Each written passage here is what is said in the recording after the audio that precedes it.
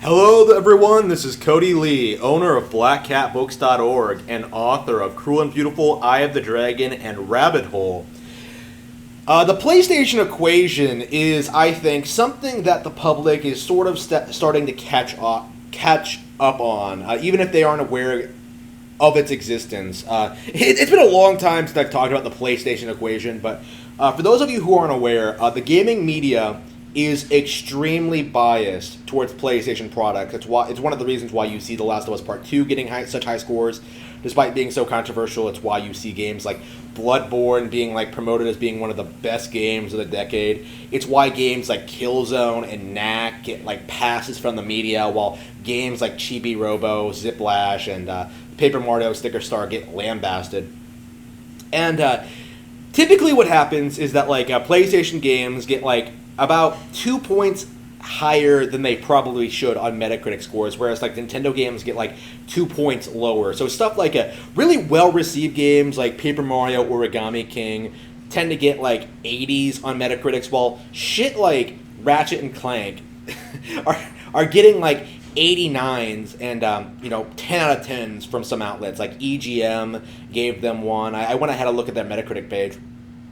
A lot of no-name blogs are giving Ratchet and Clank 10 out of 10s, really bolstering its Metacritic score. Something that I think has been a standard tactic for Sony in the past decade or so is just, giving credentials to these no-name blogs that no one goes to, no one reads, no one cares about, and just giving them free stuff, and then telling them if you want to continue getting stuff from us, you're going to have to give our games perfect or extremely favorable reviews. And so a lot of these no-name blogs are just giving Ratchet and Clank 10 out of 10s when really I don't really see a whole lot of discussion about it. I don't see I didn't see anybody enthusiastic about it. They were typical shill threads on V and stuff like that, but for the most part Ratchet and Clank seems like a fart in the wind. Most people are talking about E3. Most people are talking about the Elden Ring coverage.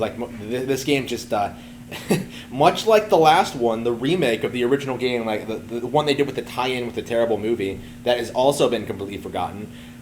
It's coming out to high praises, and most other PlayStation properties will immediately be forgotten until the next release. It's not like Zelda or Mario where everyone is always anticipating the next major announcement, the next major release. This game straight up was announced, was released, and no one cares about.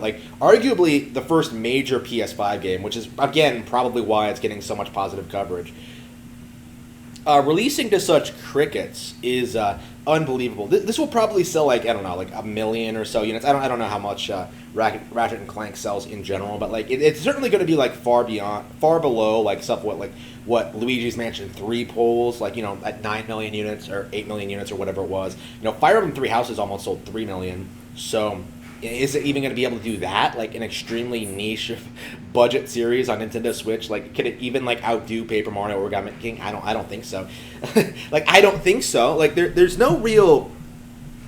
People are starting to see through the facade. I saw Zobi did a stream on this. By the way, Zobi is the GOAT right now when it comes to calling out PlayStation on their bullshit. Better than I was at my peak, I think. Actually, I think I said as much in my comment section of that video. Shout out to Zobi for acknowledging this kind of nonsense when I am too busy to be able to. It's the same thing over and over again, right? PlayStation games just launch these incredibly high scores. The gaming critics just sing their praises, tell us all that the PlayStation Vita is gonna stomp the 3DS, and what happens? Nintendo wins. Wii U has better exclusives than PS4.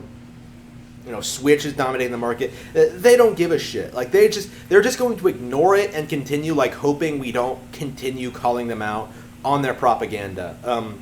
This is the enemy that Gamergate was never able to deal with. It never wanted to acknowledge, actually. One of the reasons why everyone involved with Gamergate was a complete tool, by the way, is that they weren't calling out the major gaming publications for who they were, the gaming console manufacturers for being corrupt.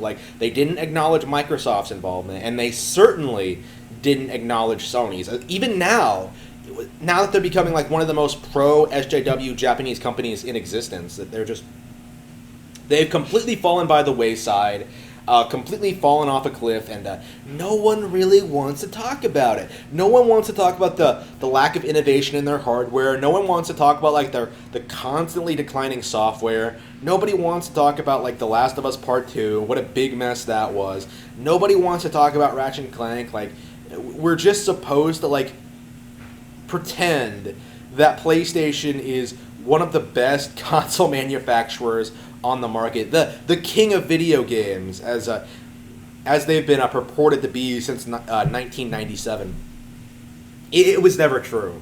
Like, more and more, I think people are waking up to the fact that like PlayStation was never all that special. Like, they never really innovated anything. They never really introduced any new franchises or ideas that really revolutionized video games. It's always just been Nintendo pushing things forward on that front. And we're at the point now where Nintendo is like so widespread and so like ingrained in like the popular consciousness, and like is such a big company, can actually like release games worldwide on time, that like PlayStation really doesn't have a leg to stand on anymore. Like they've basically lost all of their appeal, and they're going to continue losing relevancy going forward.